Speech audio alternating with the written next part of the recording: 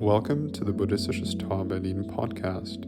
Join us for live recordings from classes, insightful talks, and guided meditations.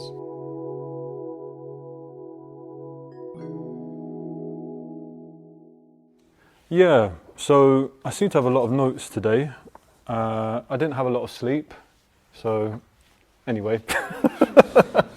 Not because I had one of these exciting Berlin nights. I think I just ate some sugar-free chocolate a bit too late. It's embarrassing, isn't it? And then I couldn't sleep. Brilliant. So anyway, there's this. I came out of the U-Bahn at Schönleinstrasse, and there's this bar. They just going like all day. You know that bar? They're just going. I don't know what they're doing in there. Anyway, this is irrelevant. So what I want to talk about today is ideals. Yeah,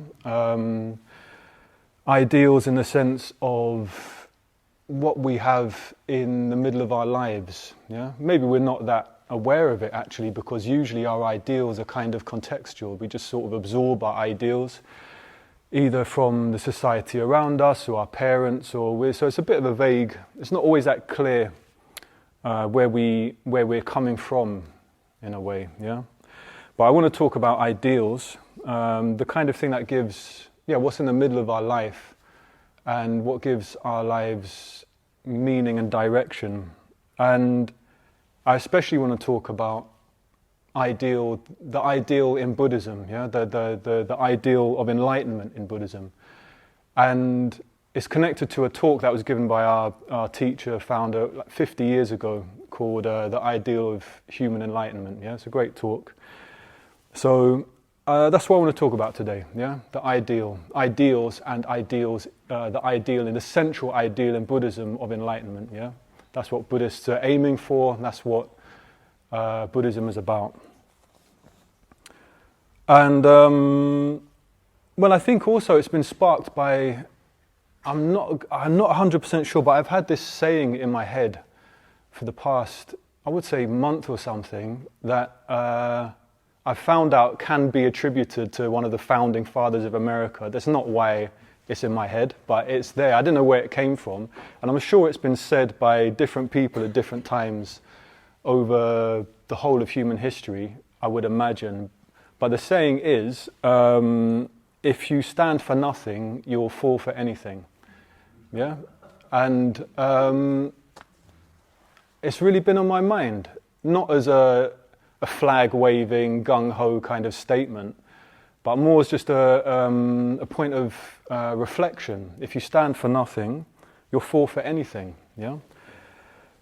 For me, I take that in a kind of moral sense, in a sense of having something bigger than you, something like ideals, principles, these kind of things. And it kind of, I realized just this morning actually, it kind of touches on two things that I think have been personally very important for me, and something that I don't know, as values I find very important and kind of daunting, and they are basically clarity and courage. That they kind of frighten me in a way, which I'll get into in a minute. The opposite of this is obviously cowardice and confusion. And we get into all sorts of states. It's not a judgment call. It's just like this area of clarity and courage is something that I'm kind of very interested in, especially more so recently.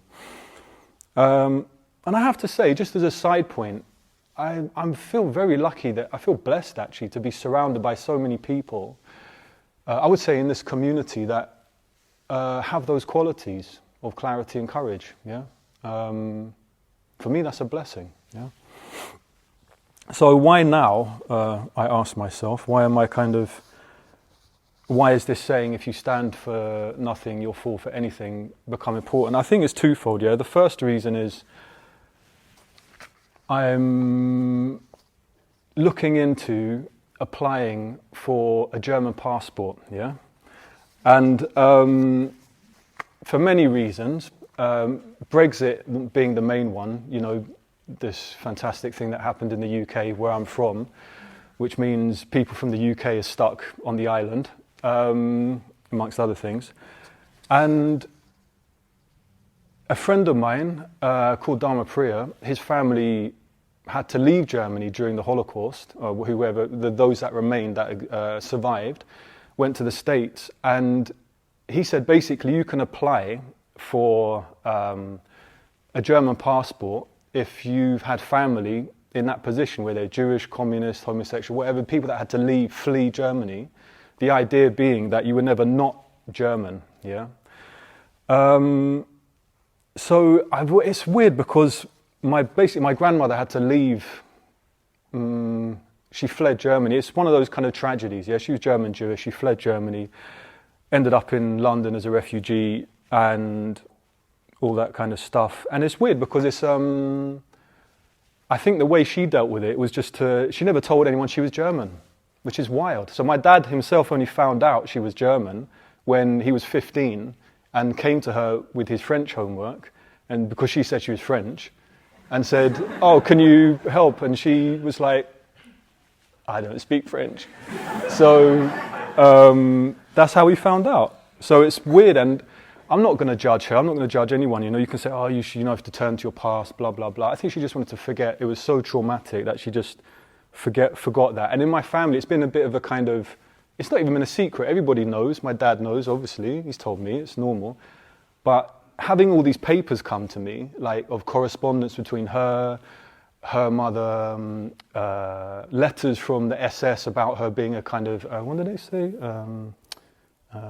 She was a bit disruptive, yeah. And I thought, the banality of evil. That one little conversation ended up with all kind of tragedies occurring, yeah.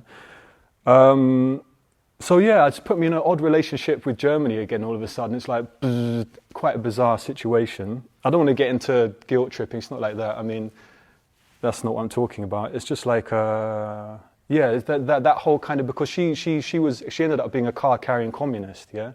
Not because I think she was particularly interested in communism, I would say, but because they were the only people that were actually street fighting Nazis at that time.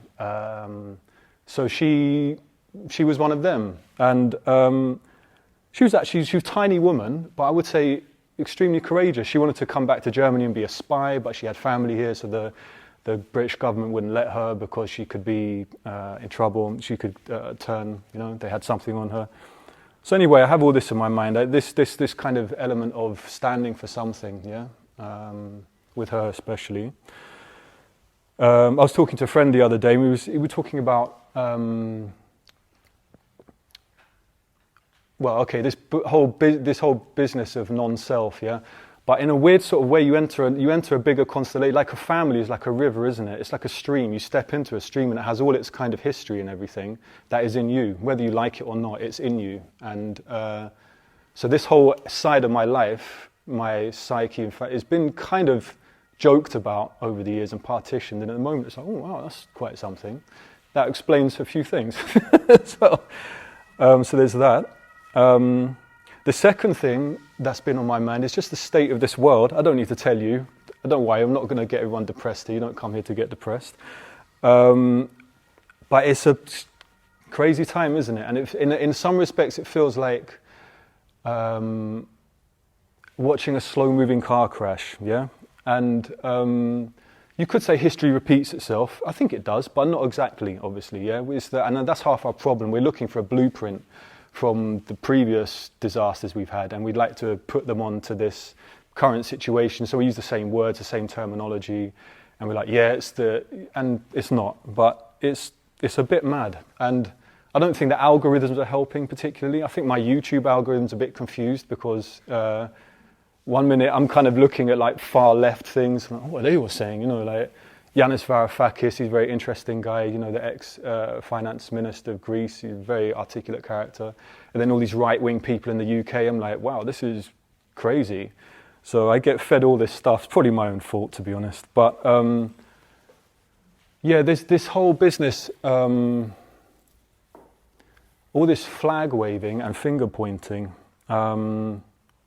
It's exhausting, isn't it? Because in a way, I think what we want is simple answers, yeah? And it's actually quite painful to realize you can't just find a side. You can't find your team, I think, yeah? I'm not talking about crisis situations, but in life, as a kind of, as as an ideology, as an ideal to live by, having a simple answer, it just doesn't work. The life, all this stuff, especially now, is so complicated, yeah, and so multi-layered, and there's so many pieces moving at the same time, that to just pick a team, to me now, is just insane, yeah. So I was getting a bit depressed. I was like, I don't know what team to choose. I can't choose any of these teams. But then I thought, oh well, I mean, and it also relates to this thing. I was talking to someone else in a way. It's like, it's this thing of if you have the answer, yeah. If you think you have the answer, very quickly that becomes you are the answer. Yeah, you can't help. You just identify with your position. Yeah, you have the answer, then you are the answer, and then lo and behold, you meet someone else who's also the answer. Yeah, only they've got a different answer to you, and you've got a problem, a big problem. And yeah, it reminded me. I got interested in communism. Maybe unsurprised, but I got interested in communism when I was in my early 20s, and I remember just. This young guy, I think he was from Bolivia anyway, or Colombia, I can't remember. Anyway, he was very charismatic, and he was really energized about communism and the dictatorship of the proletariat. And I kind of questioned him a bit about his revolution at the end. And he quoted that famous quote, yeah, sometimes you need to break a few eggs to make an omelette. And I was like, well, I'm to find one of those eggs, you know. So anyway, so we get all these ideas about what's right, what's just, yeah, what we think we have the answer, we're on the right side of history, rare. I think part of the problem is we just wildly overestimate how kind we are, how intelligent we are. We kind of wildly overestimate how rational we are. Yeah, we're not rational, as far as I can tell. I'm certainly not. Yeah, so that's part of the problem. We've just come out of the swamps, haven't we? And we've now got quantum computers, so we're kind of like in a strange situation. So I'm definitely, but just to be clear, I'm definitely not arguing for sticking one's head in the sand and just drip feeding kind of hedonism into us and just turning away from the world and all this kind of stuff that unfortunately does get associated with Buddhism sometimes. You get this kind of quietude thing, I'll just go and be peaceful somewhere and avoid everything, and we need a retreat, we need to get away sometimes, but that's not what I'm arguing for at all, yeah? The conclusion, at least I've come to, which is probably no genius conclusion, it's just a conclusion that lots of people have come to over time, is that in order to deal with a complicated world that throws up all sorts of challenges and difficulties in every moment, you need a central principle or ideal that you can engage with the world from. Do you know what I mean? It's like you need some kind of central moral values that you can then engage any situation with, because the situation changes. One day the good guys, they're all like the good guys, 10 minutes later they're doing war crimes, yeah, and you're on that team. So it happens like this, yeah. So I feel like, again, no genius revelation here, but you need some kind of principle, you need some principles, and those principles have to come from an ideal. I would say even an image, yeah, like an internalized image, an ideal that's there that you can then engage with any complex changing situation with. Yeah, just my idea. And I don't even think I think we're doing it already. I think all of us here have an image inside of us somehow, an ideal that whether we realize it or not, we're moving towards. Yeah, it may be an image of us. It may be an image of us 1 year from now, 10 years from now, 20 years from now, however many years from now. It's something that we see ourselves in the future, and we're sort of moving towards that, aren't we, you know? Maybe we want more freedom, we want more time, we imagine ourselves in a certain way, in a certain place with people, and it's something that moves us, yeah? And it directs our actions. We have this kind of sense of a compass point, yeah? Or we don't, and we feel completely lost. I've had that experience many times, where you just think, what am I doing with my life, you know? And maybe that's a good place to be as well, because then you look for something a bit more substantial in terms of your image, your internalized image and the direction you're going towards, yeah? So I personally, I think we need an ideal, yeah? Something that excites us, yeah, for the long term, like an ideal that we can act upon, yeah? That we can move towards.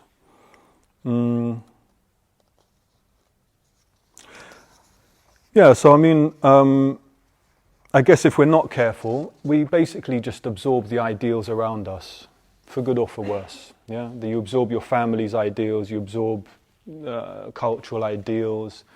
It's nothing kind of amazing what I'm saying here. Everyone knows this, you know. You just kind of absorb the environment around you and go with it. That's what happens in every generation. Yeah. So I want to talk about the ideal of enlightenment in Buddhism and why. I mean, unsurprisingly, maybe you're not surprised, I'm a card-carrying Buddhist. Yeah. I believe Buddhism, enlightenment is the best ideal, yeah, for human beings. Yeah, but maybe related to what I was saying before, just as a side point, ideals can't just be abstract, can they? You can't just have some kind of political or religious ideal or spiritual ideal that is somehow always in the future, yeah? You need living examples of it, and I would say something like this, like a community. Yeah, you need to experience the ideal, at least in seed form, or at least a little bit of it, in order to get excited by it. It can't just be an intellectual exercise. There has to be some kind of engagement with it. Yeah, and I would say that's what this is. Yeah, our own teacher called this particular movement and order the nucleus of a new society.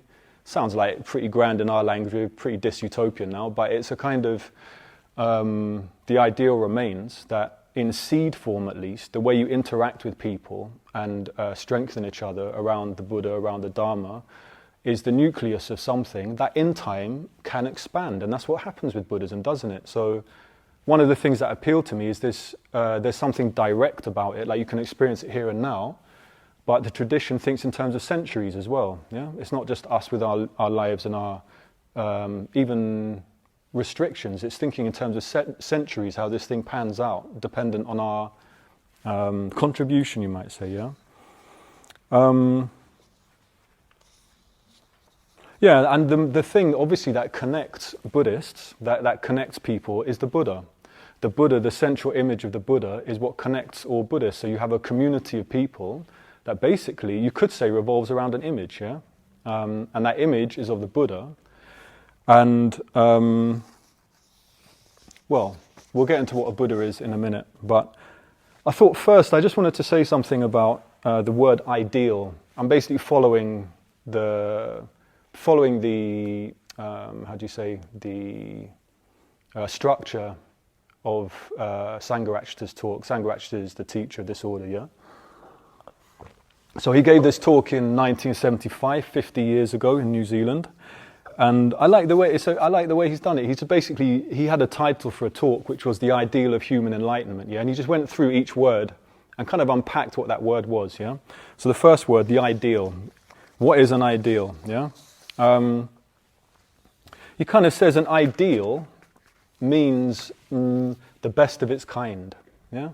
Whatever kind of it could be a physical object, it could be a person, it could be a life. Yeah, an ideal is the best of its kind. Yeah, we have an ideal. Yeah, an ideal is also an example and a blueprint. Yeah, to be followed by others. Yeah, so you have the ideal, and then you're going towards the ideal. Yeah, like maybe in your own life you have an ideal for your own life. You have an ideal you. Yeah, and you're sort of moving towards that. Yeah.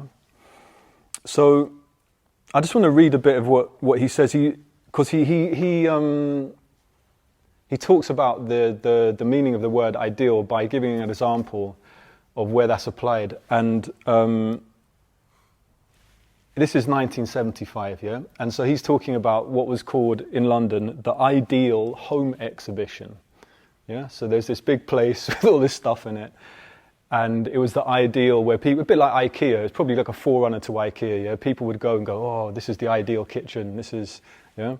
So he says, in the first place, the word means the best imaginable of its kind. For instance, in London, every summer, there is a famous exhibition known as the Ideal Home Exhibition. Every year, thousands, even hundreds of thousands of people visit it and look around at the different sections. There they see ideal kitchens, ideal bathrooms, ideal garages, ideal shaving mirrors, ideal bread whisks, ideal refrigerators, ideal lawnmowers, ideal armchairs, even ideal egg whisks. They see hundreds of different items, each of them claiming to be ideal, the best imaginable of its kind, though of course different manufacturers may have different ideas as to what is the best. Each of them, it is claimed, fulfills its function in the best possible way, and all of these things add up to the ideal home. Add up, in other words, to the best imaginable home. The home that perfectly fulfills the function of a home. The home that everybody would like to live in if only they could afford it. So I thought it was quite clever because, I thought, God, he's going on a lot about this thing, yeah? I was listening to it, he's going on, and it sounded more when he said it, because he probably said it quite slowly, like, ideal bread knives, I was like, Jesus. But then I thought, that was good, because he doesn't actually make a moral judgment of it. He just afterwards I thought, it's ridiculous. But he didn't need to say it's ridiculous. He just kept repeating what was ideal, all these items. And I thought, that was 1975, this is 2025, and now it's crazy. It's like gone into hyperdrive. Like, I was looking at my Instagram feed, yeah? It's actually quite nice. My personalized Instagram feed is quite nice, yeah? There's Buddhism, there's loads of tattoo artists. Yeah, there's a bit of cage fighting, that's okay. There's friends and family doing amazing things, yeah? Just sharing bits of their life. My mum does all these great pictures and puts them up. I have friends writing things, it's brilliant, yeah? But then the search page, yeah? When you press the magnifying glass, yeah? I sound like anyway. Press the search page. Wow, that's like the lower realms of hell. I'm just like, it's extraordinary, yeah? I don't know, I thought, why are they doing this to me? There's all this like horrible food hygiene stuff, like disgusting videos. I'm like, huh? Football hooligans, half-naked women, and then plastic surgery. It's like, why is this, what's it saying? Yeah? And I just thought it's got these ideal, so you've got these ideal people, yeah, with their ideal faces, yeah? And I thought, this is astonishing. Like, there's this whole thing, I'm not going to get into eugenics and kind of weird, healthy face structures and all this stuff, yeah? But it's a thing, and I think some young guys now, they want the perfect, ideal jawline. It's a madness. There's this before and after picture. This guy looked handsome, he's fine, yeah? And he had his jaw surgery, so he's got these massive, to look super, what do they call it, Chad, Giga Chad apparently, or masculine, yeah? And I was like, this is an ideal now, yeah? That people will physically alter themselves towards, yeah? Or Kim Kardashian's nose, yeah? It's the ideal nose, you've got all these incredible faces, yeah? You've got these Mediterranean faces, these beautiful kind of curved noses, big prominent features. And then there's the before picture and there's the after picture where they've been turned into her. Now, why would you do that? I don't want to kind of judge them either. There's obviously some deep suffering going on that you would spend a lot of money. But it's anyway, I'm going on one now. But so there's the ideal face, ideal health products, ideal body, ideal freelance lifestyle, ideal holidays, ideal heart rate, that's distressing, ideal partner, yeah, ideal everything. But what about your kind of ideal character, yeah? Not something that easy to talk about, especially because we don't really have a language to talk about it anymore. We're sort of a little bit scared about saying something's better than anything else. We've been through a bit of an odd period where we've tried to kind of level the playing field by just pretending that everything is all exactly the same, which is clearly not. But character, yeah? I'm not going to go into what I thought an ideal man was when I was growing up. I grew up in the 80s, yeah, so I grew up watching movies with Arnold Schwarzenegger. I've just told you what my ideal man was. He was, I wanted to be like him. I didn't know he was jacking up on steroids and I thought it was great. Anyway, so you've got this ideal man. He was whoa, hyper. I don't know what that era was, yeah? But yeah, I think of my granddad, my dad, various friends, you get all these kind of notions about what it's like to be what an ideal person is. Yeah, and then I came across Buddhism and met Buddhists and friends and teachers, and I think I then had a different image to move towards, yeah? Someone that I thought, oh, this person seems to be, especially when you bring the ideal like the Buddha, this person is someone I would like to move towards, yeah? And we always have somebody in a way that we want to become, yeah? in some respects. Yeah, we're never. I hope we're not all just satisfied exactly with who we are. I mean, I'm not going. You know, people. Oh, you have to love yourself, accept yourself. That's not what I'm talking about. But there's also change. Yeah. And and I guess obviously this is how consumerism works. Just a little side note, I found it fascinating that, we know that's how consumerism works to make us feel unhappy with ourselves, yeah, and it's doing a great job, yes, as we can all testify. But there was this character. I don't know, have you ever heard of a character called Edward Bernays? Anyone here heard of him? Someone has? Yeah. Okay. He's incredible, yeah? So he was Sigmund Freud's nephew, yeah? Edward Bernays, and he took his uncle's skills in psychoanalysis to America, because American companies, after the war, they had everything they needed. They'd gotten the war machine to turn into a production machine.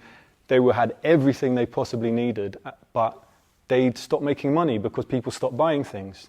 Obviously, because they had different values and principles. So they were interested in how can psychoanalysis help us to make people buy, I was going to swear, but things they don't need, yeah? And so they contacted Edward Bernays, and he first started working for cigarette companies, yeah? I think it may have even been Marlboro, I could be wrong. And they had a problem because women weren't smoking, yeah? And they thought, this is a disaster, you know? We've got all the men smoking, but why aren't women smoking? So he did a bit of analysis, and he's using his uncle's stuff, and he discovered that for many women, having a cigarette in their mouth, it felt too phallic. Yeah, they didn't feel comfortable doing that in public. No judgments here. I'm just saying that's what he discovered. Yeah, so he thought, oh great. So there was a feminist march in New York. I think it was 1950 something. Yeah, and he planted a load of women with headscarves like workers' women, feminists. Yeah. And they, at the right time, when the cameras were there, they all got out their cigarettes and started smoking, yeah? And that changed the way many women thought about cigarettes. And so he managed to get like loads and loads of women to smoke and destroy their health. And why am I saying this? Oh yeah, consumerism. I just find it astonishing. Yeah, torches of freedom. Thank you very much. Torches of freedom. So what are our torches of freedom, I wonder? Anyway.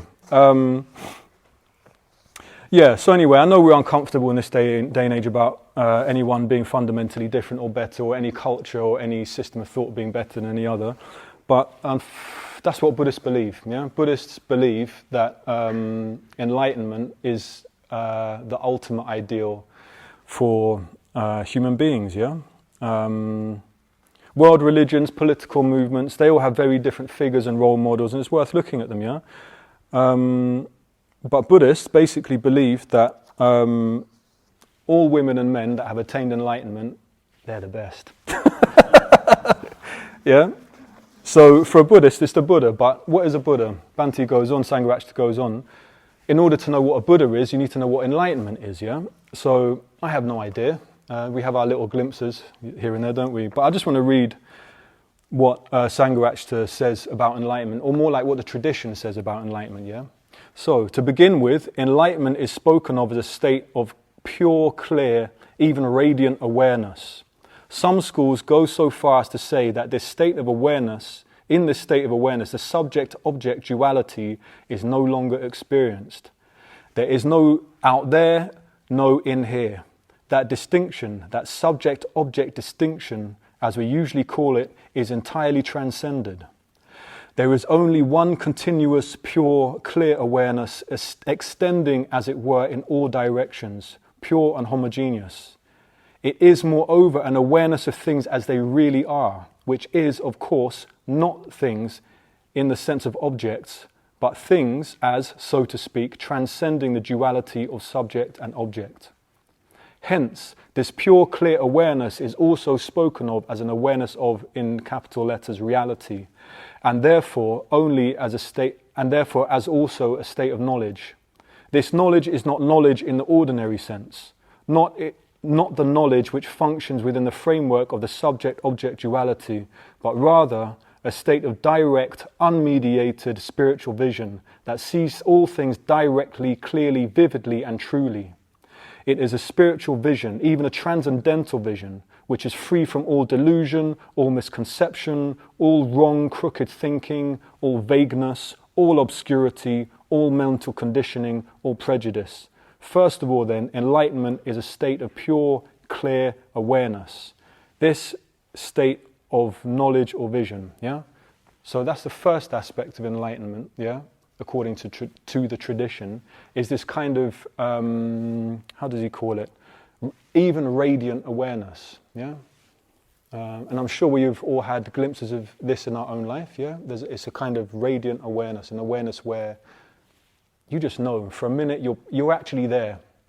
Unbelievably, for a moment in your life, you're fully present. You know exactly what's going on with your body, every tiny sensation in your body. You're aware of who is in front of you or what's in front of you. Everything just lifts, all the kind of mist lifts for a second, and then you're back to your usual. But it doesn't have to be that way according to the Buddha, yeah? So that's the first side. The second side is love, yeah? So it's a state of intense, pure, overflowing love and compassion, yeah? The same as the tradition says, or the Buddha says, it's the same love that a mother has for her child, yeah? Her only child, but for all beings, yeah? Sounds unimaginable, but that's the second faculty, the second quality of enlightenment, yeah? So you have awareness, but not just awareness, you have love, yeah? You have an emotional component to it, yeah? It's funny, the other day I went to the gym, not doing very well in the gym at the moment, but anyway, I went to the gym and I had a sauna. It's great, Holmes Place. Anyway, I went there and I was sitting there afterwards by the swimming pool, and I don't know if you must have had this, yeah? I had this spontaneous moment of just love for everybody there. There's all sorts of people there, people that I'd normally have serious aversion towards, yeah? And like, it was gone. All of it was gone, yeah? Just for a split second. It was like, it lasted, I think, about 30 seconds, maybe a minute. And I was just like, this is what I'm living for. This is what I want. Now, this fixes everything. It literally fixes everything, yeah? It's like you get these little glimpses in your life where you get a flash of unconditional love. I mean, I don't want to say it was unconditional for those 20 seconds when no one was attacking me or being horrible to me, so I don't know if it was that. But it was for me, it felt like an equality of love for all these strangers, and it was intense. It wasn't just like a little nice feeling, it was intense. And then it evaporated, obviously. And what I noticed as well, maybe this relates to the courage thing, what I noticed was, during that moment, there was no fear. Yeah? All my usual trains of anxiety thinking, which is exhausting and goes on a lot, were gone. Yeah? There was no fear, no anxiety thinking. And I thought, oh, that's to do with love, isn't it? When you're in a state of love, you how to say this? You're less trapped in your shell of yourself, aren't you? You're less trapped in your shell. The fear's not there. The fear of the future's not there because you're content. You've got love. That's why people take ecstasy. When you've taken loads of ecstasy, you feel pretty content. You're on the dance floor. Anyway, you're content. Yeah, you don't want anything else. That's the whole point. Why do you think people take this stuff all the time? Yeah, so it's like you don't want anything else. So love leads to fearlessness as well, which is what I think, in a sense, in Buddhism, where courage would come from. Yeah, this whole business of clarity and courage. Yes, there's clarity, there's awareness, but courage essentially comes from love. And even the Buddha taught the metta bhavana, which we didn't do this week, which is the cultivation of loving kindness. It's said, as an antidote to fear, yeah? So you're scared, you're in yourself, you're in your shell. Oh, I need to look after myself, I need to attack people that don't like me. You get into these horrible states. You're infused with love, all that is kind of like, it's not really that strong, yeah? So that's the second thing. So what enlightenment is, as an ideal that Buddhists are moving towards, is this kind of radiant awareness and love, yeah? This kind of intense love, yeah? That's what we're working for. That's what the practices are about, yeah? And the third thing is energy, yeah? So, I don't know about you, but for example, if you go on a retreat, for me at least, like a longer retreat, after a few days, I seem to have loads of energy all of a sudden, yeah? I was like, wow, I'm like a new man, And it's not just because I'm sitting around on a cushion all day. You can do that here, watching YouTube as a vegetable. It's more like something's happened, yeah? You're in a positive emotional state and energy just becomes available. You suddenly feel more energized, yeah? So the third aspect well, the tradition would say the third aspect of enlightenment is energy. Yeah, again, not something we're that aware of when we come to Buddhism, because the poor old Buddha has got stuck in all these kind of saunas and health spas and IKEA, and he's looking a bit relaxed and probably a bit tired actually. But energy, yeah, energy is a huge part of it. So, and Sangha actually makes the point: the Buddha attained enlightenment at 35. And didn't stop until he was 80, yeah, all the way through. He said himself, his body's like an old cart being held together with bits of string, but his mind, his consciousness, is as lucid and powerful as it ever was, yeah. There's energy there, and yeah. I will just read what he says. We could say that the state of enlightenment is one of tremendous energy, of absolute spontaneity, continually bubbling forth, a state of uninterrupted creativity. In a nutshell, we may say that the state of enlightenment is a state of perfect, unconditioned freedom from all subjective limitations. Yeah, so energy. So you have these three things as an ideal, yeah, contained within the ideal of Buddhahood or enlightenment. You have awareness, radiant awareness, you have love, and you have energy, yeah. That's all good, but then he goes further and he says, why would that be the ideal for everybody, for humans, yeah? Why is that? Why would that state of enlightenment be the ideal for human beings, yeah? You could answer it in a kind of dogmatic, weird religious fashion. He doesn't do that at all, yeah? He basically goes into what he calls natural ideals and artificial ideals, yeah? So he says basically an artificial ideal is something imposed on people from the outside that doesn't even necessarily correlate to their own experience. Yeah? So you have an ideal, but in order to partake in that, even collectively, you have to say things and believe things that you may not even agree with. Yeah? You may be like, this actually goes against my instinct. Yeah. So he would say that's an artificial ideal. Yeah. Unfortunately, anyway. Political, religious ideals, there's a lot of artificial ideals, yeah? And a lot of people, a lot of us get caught up in them, yeah? So he's basically saying Buddhism is the best, is an ideal to go towards because it's actually a natural ideal, yeah? So I'll just read what he says. The qualities that constitute enlightenment, which is the ideal, are in fact already found in us in germinal form. They are not completely foreign to us. They are in a sense natural to us. In every man, in every woman, and in every child, there is some knowledge, some experience of reality, however remote and far removed, some feeling of love and compassion, however limited and exclusive, and some energy, however gross and unrefined, however conditioned and unspontaneous. All these qualities are already there to some extent, yeah?